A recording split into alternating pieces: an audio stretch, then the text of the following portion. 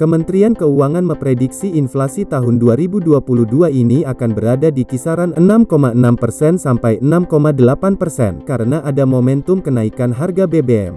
Kepala Badan Kebijakan Fiskal atau BKF Febrio Kacaribu mengatakan Kemenkeu sudah melakukan perhitungan, dan dia menyatakan kenaikan harga BBM berdampak sebesar 1,9% terhadap inflasi.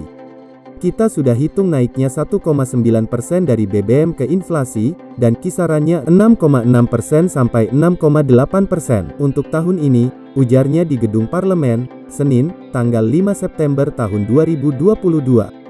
Kendati demikian, Febrio mengklaim pemerintah akan berusaha menjaga harga bahan pangan dan distribusi.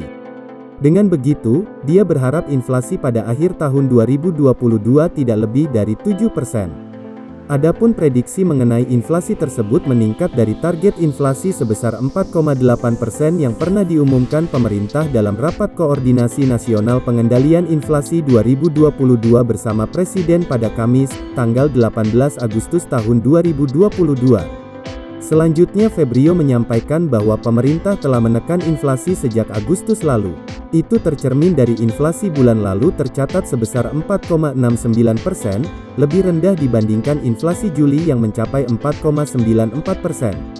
Dia menjelaskan ada tim pengendali inflasi pusat dan daerah, TPIP dan TPID, yang dikerahkan untuk menjaga inflasi di masing-masing daerah. Harapannya bisa terkoordinir menjaga laju inflasi bersama. Juli kan tinggi ya di 4,94% ya, tapi kemudian setelah Juli pemerintah ini gerak cepat. Nah, sekarang di Agustus kan inflasi kita 4,69%, tutur Febrio. Kepala BKF juga menyatakan bahwa pertumbuhan ekonomi di tahun 2022 akan dijaga di angka 5,2%. Menurutnya, itu bisa diraih jika daya beli masyarakat ekonomi bawah bisa dijaga daya belinya dengan bantuan sosial tambahan.